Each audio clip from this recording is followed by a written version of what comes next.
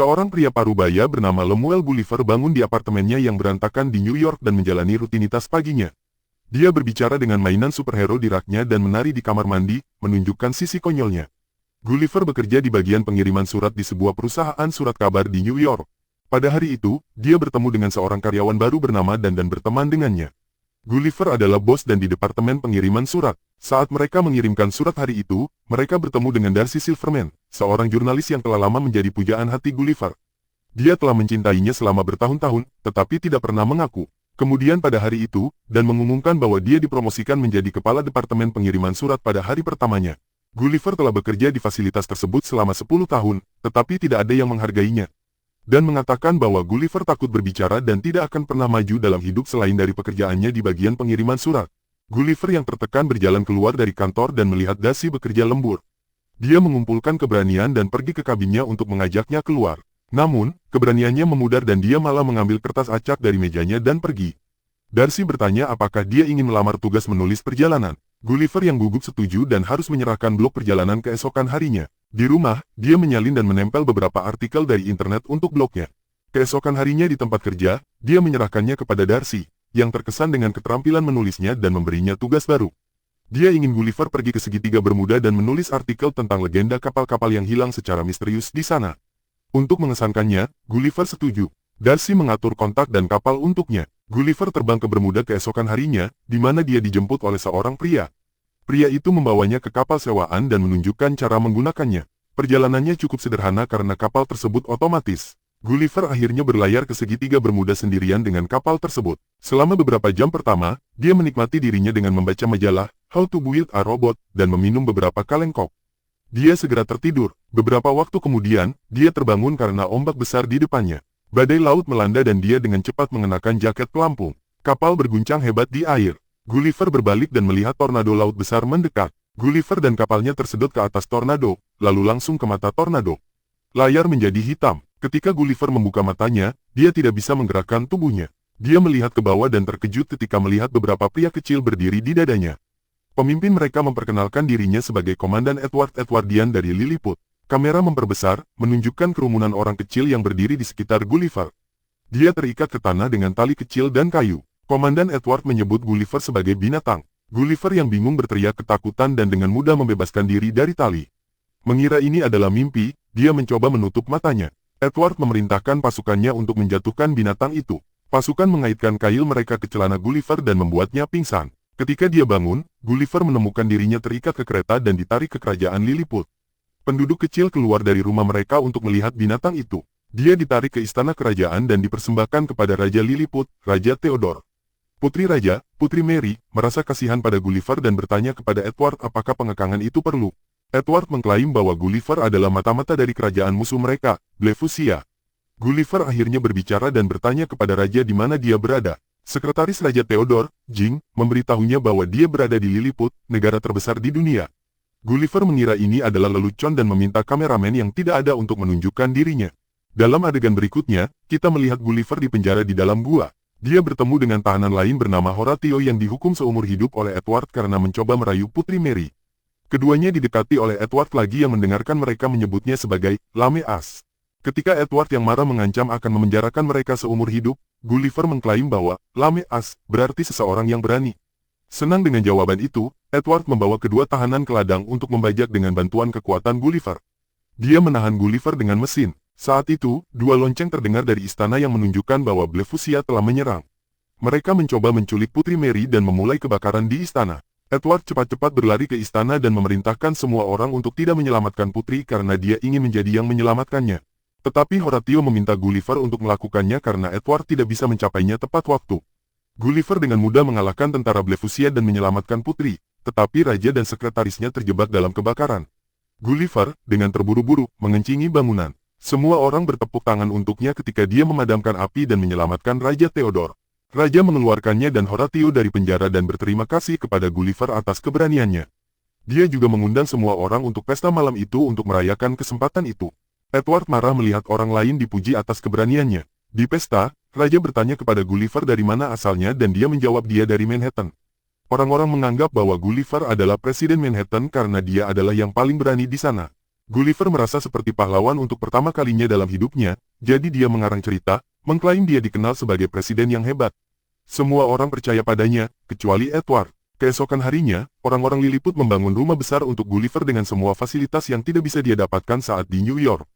Gulliver juga membuat mereka membangun teater yang cukup besar untuk menampung semua orang di kerajaan. Kemudian, dia menunjukkan drama tentang tenggelamnya Titanic, mengklaim itu adalah cerita hidupnya. Semua orang terkesima oleh kehidupan tragis yang dia alami. Edward bertanya bagaimana dia diselamatkan setelah tenggelam dan Gulliver mengklaim bahwa dia diresusitasi. Kemudian, Horatio meminta Gulliver untuk membantunya mengesankan Putri Mary dan Gulliver setuju. Keduanya pergi ke istana dan Horatio mendekati Putri. Gulliver yang tersembunyi mengucapkan lirik lagu, Kiss, membuat Horatio mengulanginya. Pada akhirnya, Putri mulai jatuh cinta pada Horatio, tetapi dia dipanggil oleh Edward, yang datang untuk merayunya. Keduanya telah ditakdirkan untuk menikah, karena Edward adalah yang paling berani di kerajaan. Putri Mary tidak suka pada Edward, tetapi dia tidak bisa menghindarinya. Di tempat lain, tim pencari menemukan kapal yang terdampar dengan kaleng kok. Gulliver datang ke tempat kejadian dan menemukan bahwa ponselnya masih berfungsi. Dia memiliki 12 pesan suara dari Darcy. Ternyata dia marah setelah mengetahui artikel Gulliver yang dijiplak. Dia sekarang harus berlayar di jalur yang sama dengan Gulliver untuk melakukan penelitian segitiga Bermuda sendiri. Gulliver sekarang tidak ingin kembali ke New York dan menghadapinya, jadi dia memutuskan untuk tinggal di Lilliput secara permanen. Edward tidak senang dengan keputusan itu dan memberitahu Raja bahwa dia curiga pada Gulliver. Raja mengabaikannya, mengklaim bahwa dia mempercayai Gulliver. Karena tinggalnya, Raja memberi Gulliver gelar jenderal baru dan menurunkan Edward menjadi wakil jenderal. Edward yang cemburu mematikan sistem pertahanan Lilliput, memudahkan musuh mereka, Blue-Fuchsia, untuk menyerang. Tentara Blue-Fuchsia dan raja mereka melihat ini dan berencana menyerang Lilliput segera. Mereka mendekati kerajaan melalui air dan meluncurkan meriam ke arah Lilliput. Sebagai jenderal, sekarang tanggung jawab Gulliver untuk menghentikan mereka. Dengan gugup, dia melangkah ke air dan mulai memercikkan air. Meriam tidak berfungsi pada Gulliver, yang sangat besar dibandingkan dengan mereka.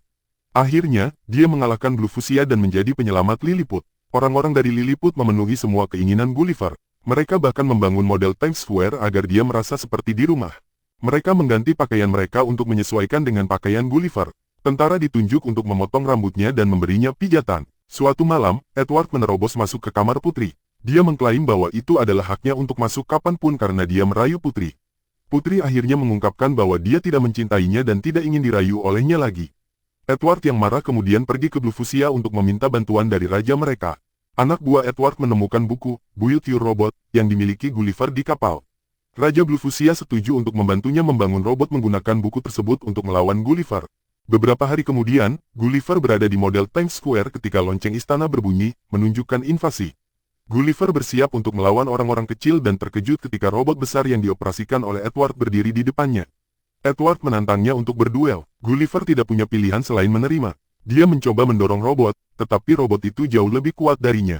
Robot itu mengangkat Gulliver dengan celananya dan membuatnya menerima kekalahan. Gulliver juga mengakui bahwa semua yang dia katakan tentang dirinya sebagai presiden adalah bohong. Raja dan Putri terkejut mengetahui bahwa mereka telah dikhianati olehnya. Edward mengirim Gulliver ke tempat terlarang yang disebut pulau yang kami tidak berani kunjungi sebagai hukuman. Ketika Gulliver ditinggalkan di sana, dia diambil oleh seorang gadis kecil raksasa. Ternyata pulau itu adalah rumah bagi para raksasa. Gadis itu mengira Gulliver adalah mainan dan menempatkannya di rumah Barbie-nya, mendandaninya dengan pakaian merah muda. Sementara itu, di Lilliput, tubuh Darcy terdampar di pantai. Gulliver telah memberitahu semua orang bahwa Darcy adalah putrinya di rumah, jadi Edward mengenalinya dan memenjarakannya. Dia bertemu Raja Theodore dan Ratu di penjara, yang telah ditangkap setelah kekalahan Gulliver. Horatio melihat ini dan memutuskan untuk pergi ke pulau yang kami tidak berani kunjungi untuk membawa Gulliver kembali. Dia sangat kecil di pulau itu dan berhasil mencapai Gulliver dengan selamat. Rumah boneka gadis kecil itu juga memiliki kerangka pilot Angkatan Udara AS yang sudah mati.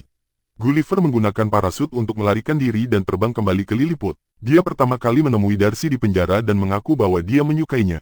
Darcy memaafkannya karena menjiplak artikel dan tampaknya mulai membuka hati padanya. Gulliver telah memutuskan untuk menantang Edward untuk berduel. Dia tidak ingin membuktikan keberaniannya lagi, tetapi benar-benar ingin membantu Lilliput. Keesokan harinya, keduanya berdiri di depan satu sama lain, siap untuk bertarung. Gulliver ingin Edward mengembalikan kerajaan kepada Raja Theodore jika dia menang, tetapi jika dia kalah, Edward akan menghancurkan kerajaan sepenuhnya. Keduanya bertarung, dan Edward dengan cepat mengalahkannya. Horatio berlari untuk membantunya dan berhasil masuk ke dalam robot. Dia mengalahkan Edward dari dalam, akhirnya mematikan robot. Setelah itu, Gulliver dengan mudah mengalahkannya, dan kerumunan bersorak.